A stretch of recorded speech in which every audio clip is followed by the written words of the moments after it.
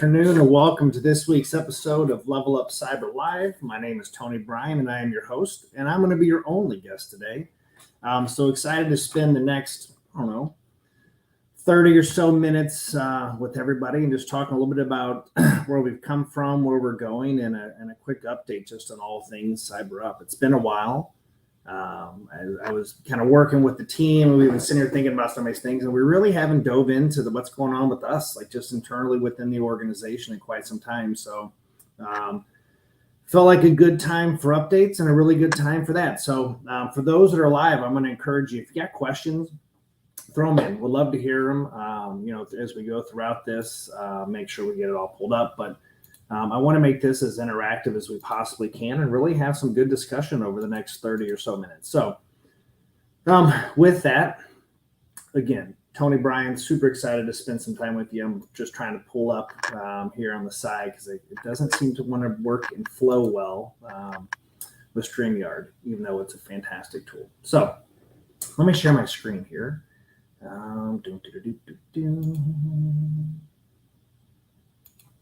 And we'll get going.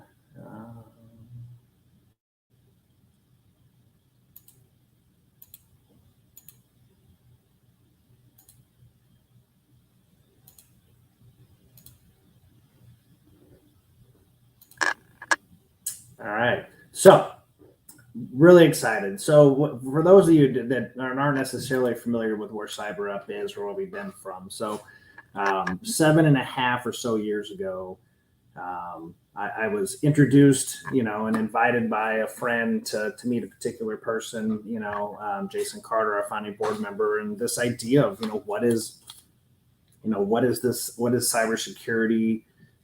Is there a need for the region to have a center or an organization at the core of this, serving the Missouri, Illinois region, and really kind of collectively bring some cybersecurity focus to the St. Louis market. That research was funded by the St. Louis Chamber of Commerce, Regional Chamber, Southwest Illinois College, and quite a few different groups that were out there. And it was determined, obviously, that at the very beginning of this, yes, it did make sense for an organization to exist. So, that is, in essence, gave birth to what was then known as the Midwest Cyber Center of Excellence. And we've obviously have grown quite a bit. In 2019, we rebranded as CyberUp and really leaned into, I think, the version that most people are probably familiar with, the organization in today's form, right, which is centered around workforce and apprenticeship. In the core, even, pre-CyberUp and his Midwest Cyber Center, the core of all of that, we've really been kind of, pretty consistent in what we were doing and what we were focusing on is really this idea of workforce, because we've all seen the statistics, right? We all have seen the numbers grow for jobs that are continuing, to be open, and the growth and all the statistics that are out there. But, we really haven't, quite honestly, seen a huge shakeup or a large amount of growth in these spaces, over the last 7.5 years. So, with that, where we were 7 years ago is definitely not where we are today. And there's a lot of great examples of regions across the country. Ohio has always bubbled up as one that's been a benchmark, the Dayton area where the governor's done some really great stuff. Colorado's doing some incredible stuff in here within that. And I just read a great article about the National Cybersecurity Center down at Sea Springs and all of the collective groups there. But there's a lot of room for improvement, I think, across the country for us to have some more work and I think see some more collaborative things. Now, that being said, there's a lot of great grants and there's a lot of good opportunities that are coming down, from DHS and CISA to really drive some of this, because there is, the idea of national security, which is at the core of a lot of what we're doing in this space. So there's a lot of room for improvement for states and the government and local municipalities to be able to do that. But, really, when I sat down and really thought about today's discussion is, where have we gone as a country, right? And as a group, where have we gotten better in the past 7 to 7.5 years, right? And this is, I'm going to, take a couple couple looks at a few different things, right? In terms of education, we've had an incredible amount of programs that have, been created over the past 7 years, right? Community colleges have done a phenomenal job of making short-term kind of credential curriculum that's been fantastic, in a cost-effective way for people to learn. We've had an abundance of four-year programs that have been created. And I think, the statistic, that's always been relevant for CyberUp is, we were the third in the country registered apprenticeship program focused on cybersecurity, and then now we're 400, right? That's a fairly large jump in 5.5, 6 year period of time, which is when we wrote our standards. So, I've seen a fairly large increase in programs and offerings. So the word skills gap, I think, was the word du jour for all that time, right? There was this idea we just simply didn't have enough trained people in the United States or in the world to fill all of these jobs. And so, I would, and I've said this a couple times in the past and over the years of like, we've solved the skills gap, right? Like there are so many incredible ways for individuals to go out, level up their skills, get the certifications or training that they could possibly need, and really, lean into, finding a career. And all of this, the data and the articles and the promotions you see, I mean, there's a lot of truth, I think, to be said to that. But, we have created a plethora of options for people to get skills. So this idea of a skills gap really isn't, I don't think it's a thing anymore, right? There's tons of pathways. So now it's really how do we translate all of these individuals that have newfound skills into roles, right? That are meaningful, that are paying well, that are designed to support entry level talent, and how do we continue to grow that idea of really taking these now newfound skill folks and getting them into those roles? And I think we're still behind the power curve a little bit on that. And the idea is, and are we technically better off than we were 6 or 7 years ago, right? Like we've all seen the statistics. There's still attacks and breaches and things that are happening. And I don't think that ever changes, right?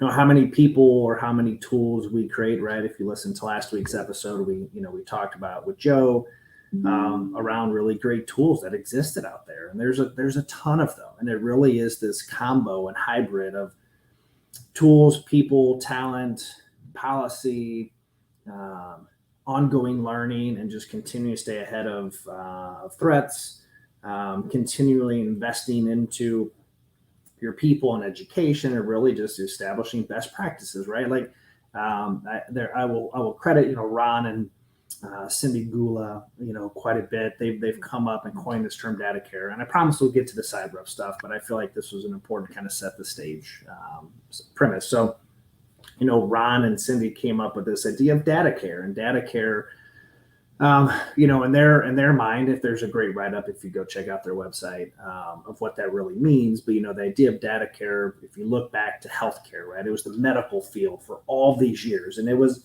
all these like super highly specialized jobs, right? You had X-ray tech and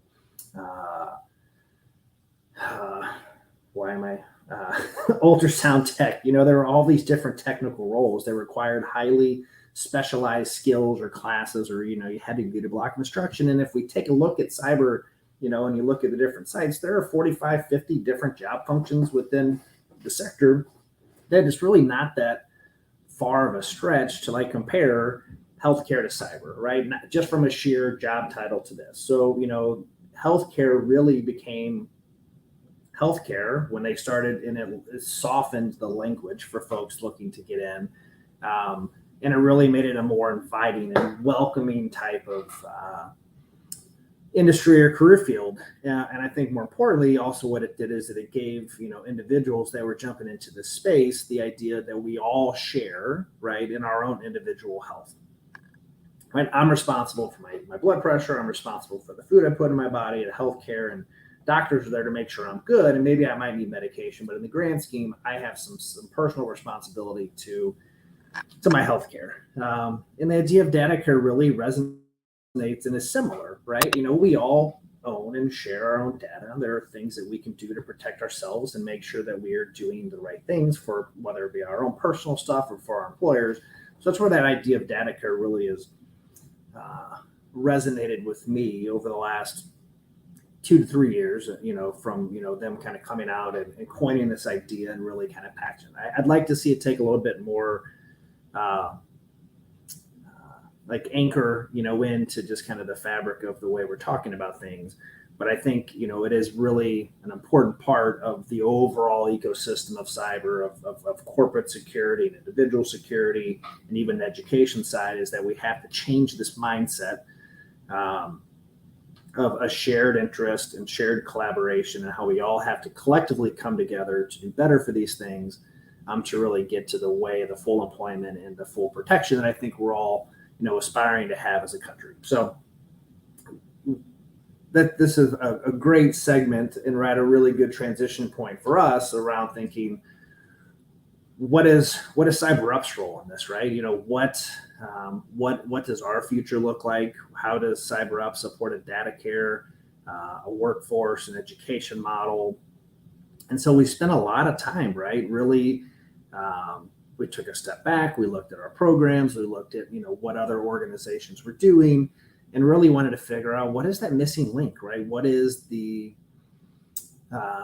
call to action? What is, really the kind of the core driver of what this is? And, we decided to take a look at how we're speaking about ourselves, and really leaning into kind of the basics of what our organization does. And we'll dive into that a little bit more, all in anticipation of, working on our strategic plan, which we're in the process of doing with the board of directors, of what the next 3 to 5 years looks like, right? Like, I'm always blown away at the pace, right? The pace and cadence of cybersecurity and how fast things seem to go and evolve, right? Just because you're trying to keep up with bad threat actors. But at the same time, there's really some kind of core things here. So with that, I wanted, let's jump in. Again, questions, hop in. Would love to, answer some questions if you have any of those as we're going. But I'm excited to take a look at some of this with you guys. So these were the biggest changes here. So really, and you're going to see a couple words I think that will resonate, and I hope resonate with you guys as we move forward. So the purpose of the organization, I think like many, is to create accessible pathways to elevate the cybersecurity workforce, one person, one employer, and a community at a time, right? So as we've continued to whether it be an apprenticeship program or a youth program, the things that get it, the staff and myself so brings us so much joy is seeing the impact, right, that we have on an individual when they get that career, they get that certification, and the level of excitement that they share with us has been unparalleled. And I think will continue to be a driver for me of just my motivation. It's been great. We took it just a step further, right? I think when you think of us, there's really this idea of a learner coming into our program, but there really are other pieces in this, right? Like a person is great, but without a job at the end of that training program, and without an employer who's willing to lean into this idea of apprenticeship, it's really hard for us to do the things we do. And really this idea of a community, right? Companies are in neighborhoods, and neighborhoods serve people. What we have seen, if we go this one person employer committee time, is that an individual person who does get these skills that we offer, in cybersecurity and get this career, they have, I want to say unlimited because that seems huge, but there's a large learning, a large income capacity and attainability for those individuals to get into it, right? We've all seen cybersecurity pays really, really well. So it has an impact, not just in that individual's life, but also their family life. And for those others who are going back and helping inspire other folks and future leaders in that, it really does have this compounding interest effect where it's having one person, one employer, one community at a time, really driving this at home. This is probably my favorite kind of portion of what we're doing is really our mission statement, and that is to elevate the cybersecurity workforce by igniting curiosity, developing talent, and transforming career pathways. So I want to just, for that particular sentence, kind of, point light to the three verbs in that sentence, right? Igniting, developing, and transforming. Those will come up here in just a second, and it'll make a little bit more sense. But very core, concepts and kind of action words for us for the things that we're doing for all of our programs. So it was a culmination of a sentence that I think said all the things that we do and felt on a daily basis to kind of come together in one nice tight sentence. And then our why for all of this really is, we want to make the cybersecurity industry a much better reflection of the world we live in, right? There's the statistics around people of color and veterans and women have continued to grow over the last 7 years, and which is fantastic, right? And there's a statistic for here locally in St. Louis that's not going to hit the radar for most folks, but the meetup scene for us, the makeup of things and folks that are attending these events has substantially changed over the past 5, 6, 7 years, and it's been I'd like to think we've been a big driver just through outreach and education and talking about opportunities. So that is a great thing and something I'm very proud of for the work that we've done. So back to the verbs. I think most organizations and most people, the word that they resonate with CyberUp is the idea of apprenticeship, and rightfully so. It's been our flagship program from the beginning. It's the one we talk about the most. It's one that most of our kind of content drives around. But in the exercise of going through this, kind of looking ahead in the mission statement, is what we really realize as an organization is that we're a workforce organization first and foremost, right? It just so happens that our workforce programs start in second grade, right? And that's one of those things that I think is going to be a big differentiator for us, is that by having these conversations with second graders and fourth graders, and and continuing to talk to them throughout their high school careers. We can do one of two things. One, really get people excited about the world of cybersecurity, point them to, different skills paths that I mentioned a little bit earlier, community college, 4-year programs like ours, to get those skills that they need.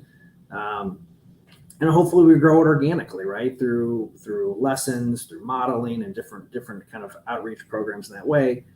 Or worst case scenario, individuals are better equipped. Again, back to the idea of data care, that when they do go to college and they, or whatever pathway they decide to go to, they're better informed sales managers, they're better informed bankers, and they have, a better understanding of data care and the risks associated with it and how they can be a proactive employee and really help kind of lean into and protect networks and, be a better person. Technical person. So this idea of igniting curiosity, and we'll dive a little bit more into PowerUp and some of the changes in the program, but are really intended to be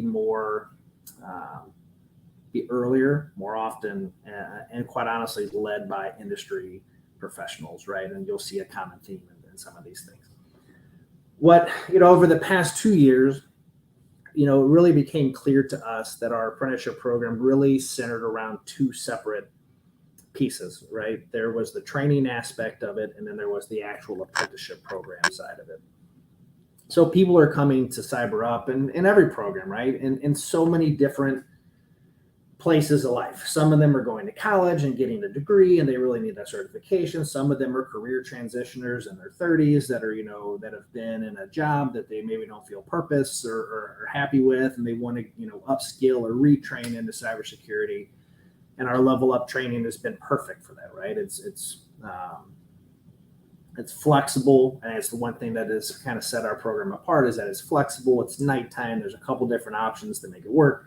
We'll dive into it a little bit more in just a sec, but it really has been a catalyst for a lot of our programs. Now, that being said, we've got lots of great partners, Full Stack Academy, Thrive DX, and others that are training smart, bright people all across the country to similar standards that we are. But what those partnerships allow us to be incredibly responsive to our employer partners if they've got jobs and roles in different cities and states that maybe we're not necessarily training, but we can be responsive, for this third leg of this, which is that idea of apprenticeship. So on the training is we're really committed to developing candidates, from overlooked backgrounds, the folks that have the right motivation, the idea of tenacity and grit continue to come up over and over again, way more than some of the hard skills that I think you're seeing. But, we'll continue to drive that. And this idea of transform on the apprenticeship really is employer facing, right? It has been, kind of my personal feeling here that, apprenticeship has done well, right? Like we've seen an uptick, and I think more and more companies are starting to jump into this idea of apprenticeship. And I think it is becoming more of a, hey, you're going to miss out on this opportunity if you don't get in, which is fantastic. But I think a lot of what the efforts that have been done across the country have been more around pilots, or they've been more centered around, D&I or philanthropic type of initiatives, rather than really thinking and making it a part of their talent acquisition strategy, right? There's a big difference of level of commitment and a level of kind of longevity of the program is when somebody's committing to this idea of we're going to grow it, year over year. We're going to hire 2 or 3 or 4 or 5 and really have some level of intentionality and figure out where we're going to draw these people.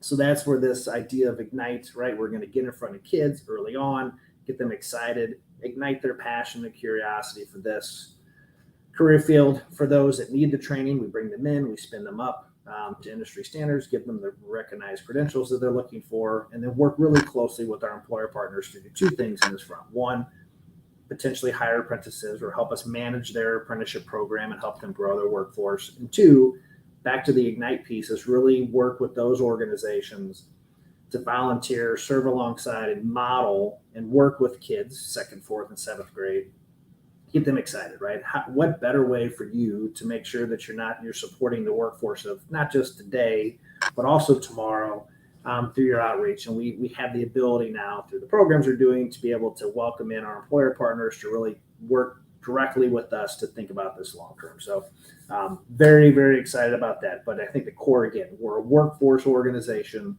focused on cybersecurity, but our programs start all the way from kindergarten, takes you all the way through career, kind of that nuts to bolts solution. So on the PowerUp program, we've really, we've done PowerUp Cyber Games for the past 3 years. And this summer, we're running through some different options of how that was going to look in 2023 and beyond. What we have found, right? COVID has changed a lot, and I don't want to, beat a dead horse over COVID by any means, but COVID has changed substantially education. It's changed, obviously working from home or remote to, working in an office, but it really has had a fairly large impact on K-12 education. So teachers are leaving in mass exodus. There's this level of just they're tired, man. They're exhausted. They've been asked to do so much, beyond just teaching and educating, that they're tired. And so, what we were finding, and honestly, the reason we kind of went down this cybersecurity competition game is we wanted to create a fun and engaging way that helps students get excited and really gamify this idea of learning. But what we were finding, and as we looked across the country at all these programs, there's a lot of great free things that exist, and which is fantastic, right? There's free board games and free card games and free competitions.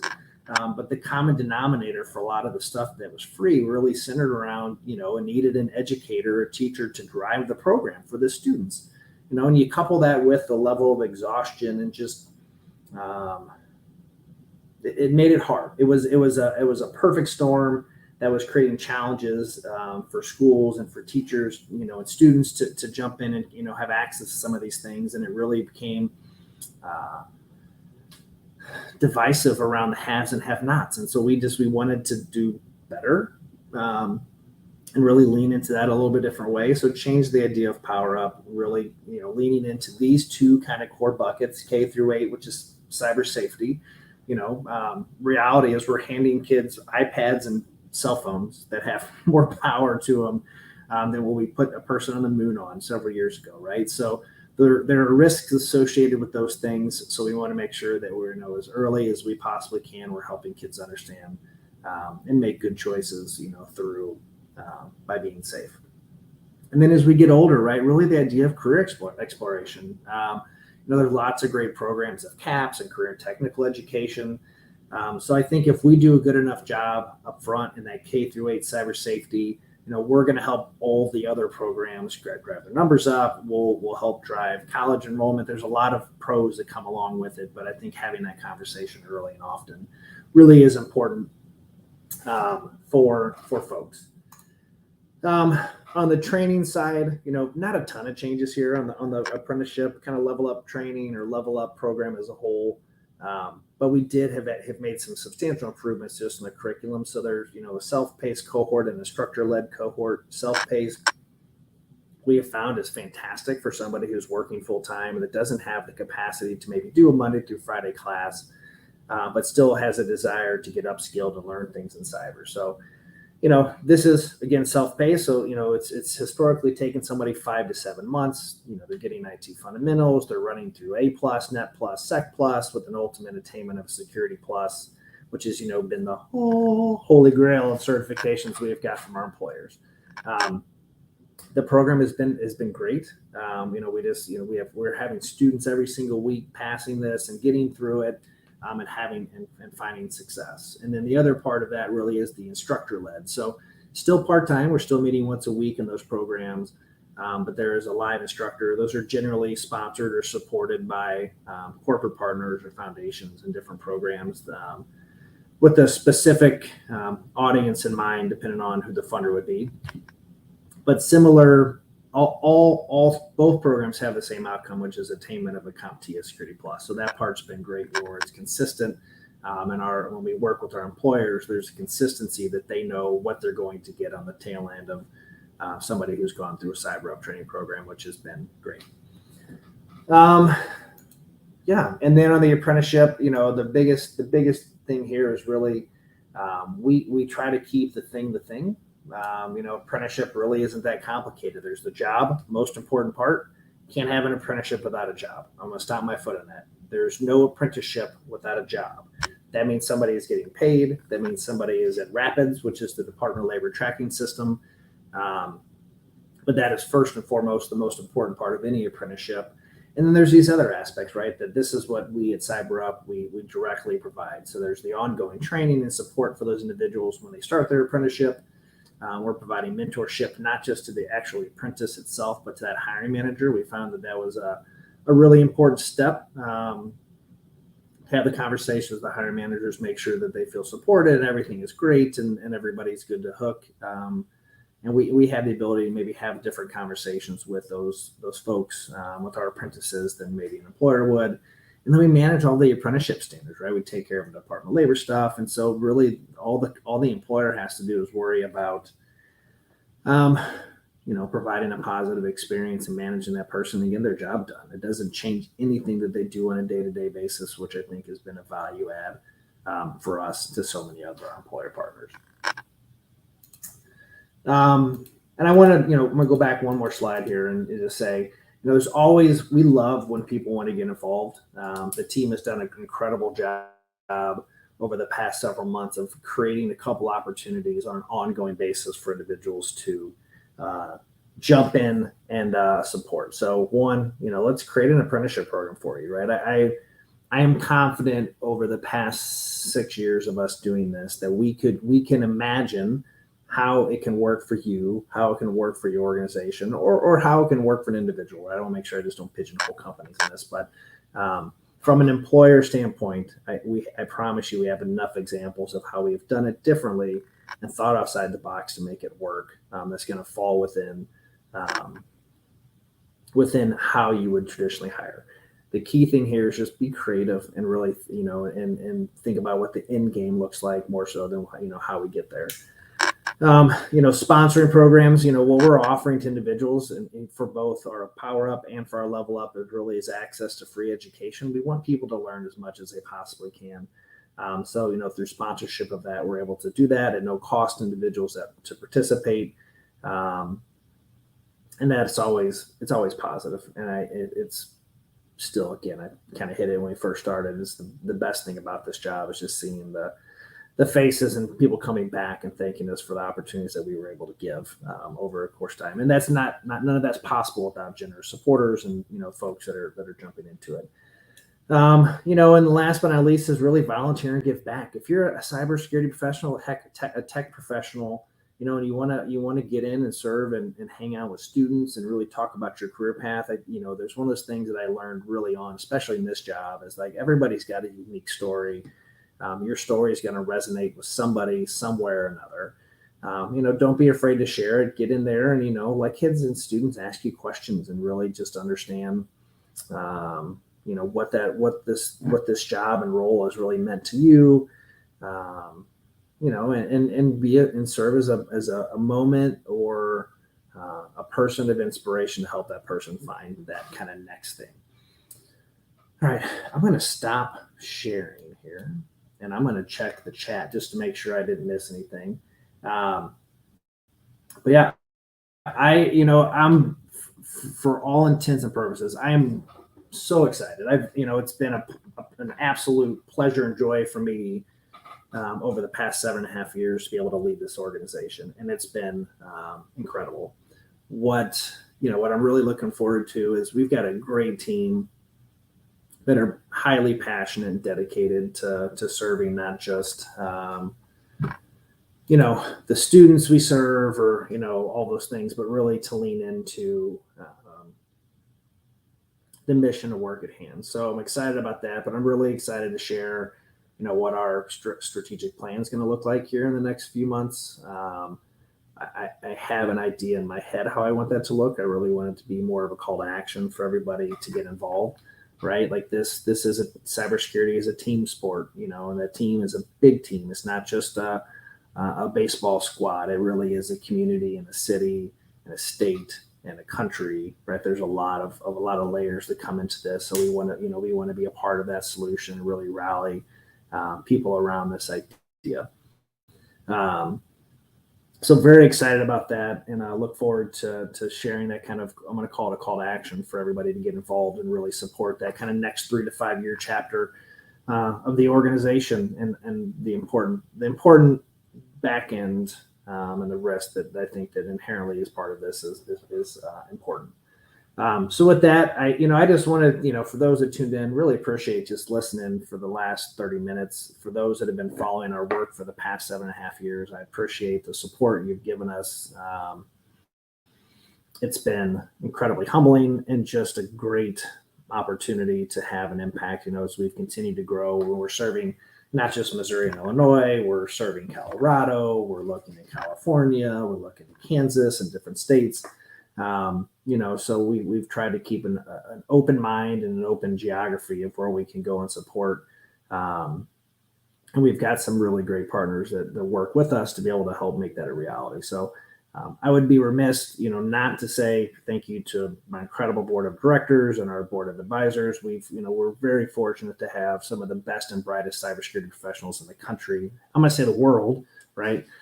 That are committed and come and hang out with us every single day and help drive the work that we do. Second, the staff that we have that have continued to, in my mind, go above and beyond for the folks that we serve and to really go, beyond for each other. And I think they've done a really, phenomenal opportunity just to, really, set the stage. And I'm always appreciative how well they not only support our internal staff, but as we get involved with external things and different stuff that we participate and we're active and want to be a part of the solution. And I'm very proud to say that we have, multiple folks on our staff that are doing that regularly, which makes me feel happy. So if you have questions, if you want to get involved, you want to volunteer, you'll notice our website is, getting a lot of updates, with a lot of this new language. But happy to engage, talk. If you have questions, you want to just soapbox and we can vent to each other. Always happy to do that. But I thank you all so much for supporting the work that we do, and really excited to share this next chapter. For those that tune in on a week-to-week basis, very looking forward to our conversation next week. We'll have Andrew Wilder, one of our board members, we're still ironing out what we're going to talk about, but we'll get that kind of put out there. And then the following week, we'll be joined by Raphael Constantine. He is with Barry Waymiller. He's got a smaller shop, smaller cybersecurity team. And he's kind of built it from the ground up, and he's really worked apprenticeship. Has been a core driver of how he's grown his team organically. So excited to share a little bit about that story with you guys. So until next time, thank you so much for tuning in. Again, thank you for the support. I'm always humbled by that, but look forward to seeing you guys soon. Have a great afternoon and have a great summer.